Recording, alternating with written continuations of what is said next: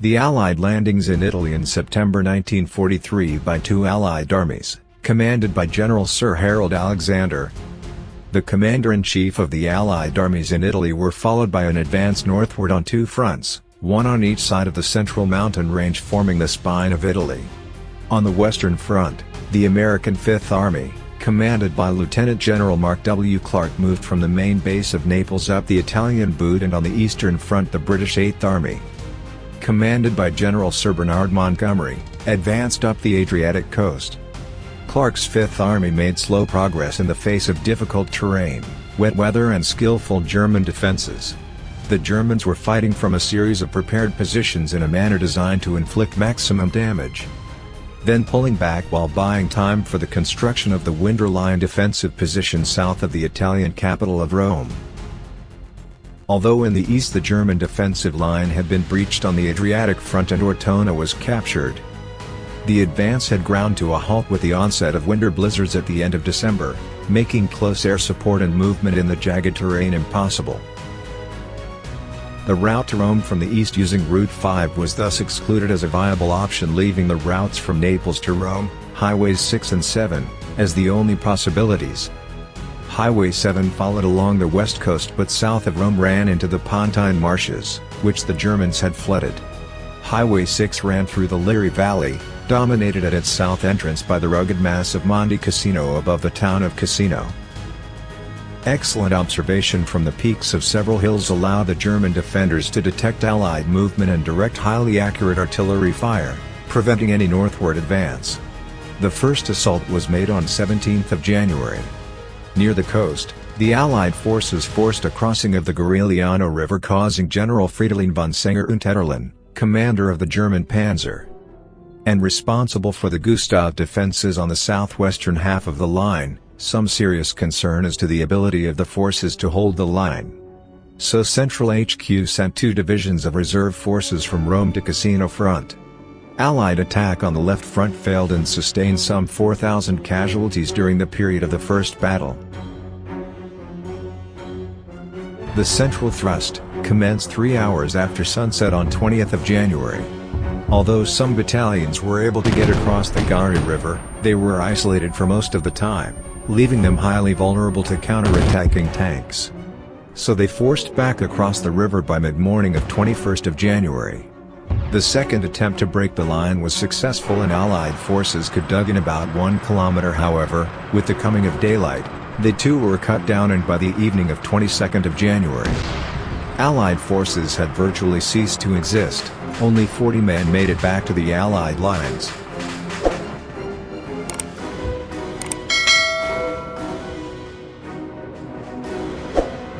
The next attack was launched on 24th of January. Allied forces launched an assault across the flooded Rapido Valley north of Cassino and into the mountains behind Cassino with the intention of then wheeling to the left and attacking Monte Cassino from high ground. It took 8 days of bloody fighting across the waterlogged ground to push back German forces to establish a foothold in the mountains. Also, they captured some mountains in the east of Monte Cassino. The Allied forces sustained 2,500 casualties in their struggles for these heights. The Allied forces were trying to break through down into the Liri Valley behind the Gustav Line defenses. On 11th of February, after a final unsuccessful 3-day assault on Monastery Hill and Cassino town, the Americans were withdrawn, and they sustained losses of about 80% in the infantry battalions, some 2,200 casualties. Increasingly, the opinions of certain Allied officers were fixed on the great abbey of Monte Cassino.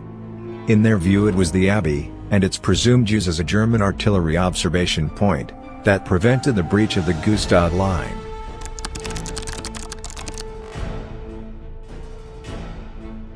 The bombing mission in the morning of February 15, 1944 involved 142 Boeing B-17 Flying Fortress heavy bombers followed by 47 North American B-25 Mitchell and 40 Martin B-26 Marauder medium bombers. In all, they dropped 1,150 tons of high explosives on the abbey, reducing the entire top of Monte Cassino to a smoking mass of rubble. On the night following the bombing, Allied forces pushed forward in the mountains behind the Monte Cassino. Artillery could not be used in direct support because of the proximity and risk of shelling friendly troops. The attack went in at midnight. The fighting was brutal and often hand-to-hand, but the determined defense held and Allied forces were beaten off, once again sustaining over 50% casualties. Over the 2 nights, the Allied forces lost 12 out of 15 officers and 162 out of 313 men who took part in the attack. On the night of 17th of February, the main assault took place. Once again the fighting was brutal, but no progress was made and casualties heavy.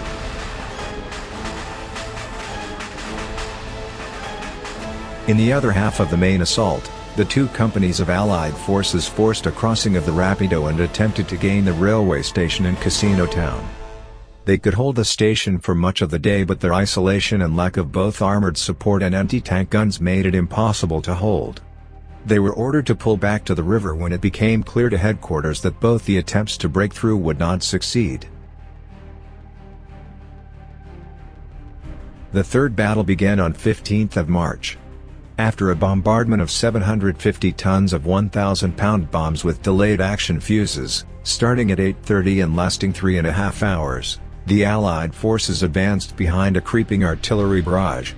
The defenses rallied more quickly than expected and the Allied armor was held up by bomb craters.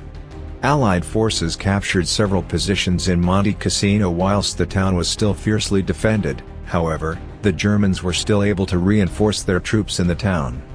The next 3 days were spent stabilizing the front. Alexander's strategy in Italy was to force the enemy to commit the maximum number of divisions in Italy at the time the cross-channel invasion is launched. Circumstances allowed him the time to prepare a major offensive to achieve this. His plan was to circle around Cassino and take the Oronzi with his mountain troops to break the Gustav Line. The plan for Operation Diadem was that Allied forces attack on 4 fronts, one along the line of Route 7 towards Rome and one into the Oronzi Mountains, which formed a barrier between the coastal plain and the Liri Valley, and one army pushed round behind it into the Liri Valley, while one would pass the Gari River and link with the army behind the Cassino. The first assault on Cassino opened at 11 p.m. with a massive artillery bombardment. By 13th of May the pressure was starting to tell. The German right wing began to give way. On 17th of May, Allied forces launched their second attack on Monte Cassino. Under constant artillery and mortar fire from the strongly fortified German positions and with little natural cover for protection, the fighting was fierce and at times hand-to-hand. With their line of supply threatened by the Allied advance in the Liri Valley, the Germans decided to withdraw from the Cassino heights to the new defensive positions on the Hitler Line. The next assault on the line commenced on 23rd of May with Allied forces attacking Piedemonte San Germano. On 25th of May the Allied forces took Piedemonte and the line collapsed.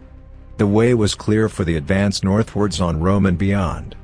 As the Allies launched their attack on 23rd of May, Major General Lucien Truscott launched a 2-pronged attack in the beachhead at Anzio. The German army, facing this thrust, was without any armored divisions because the armor sent south to assist the German army in the Cassino action. By 25th of May, with the German army in full retreat, Allied forces moved on Route 6 toward Rome. German retreating armies were able to make their way to the next line of defense, the Trasimene line, where they were able to link up with the German army, and then make a fighting withdrawal to the formidable Gothic line north of Florence. Rome was captured on June 4, 1944, just 2 days before the Normandy invasion. The capture of Monte Cassino came at a high price. The Allies suffered around 55,000 casualties in the Monte Cassino campaign. German casualty figures are estimated at around 20,000 killed and wounded.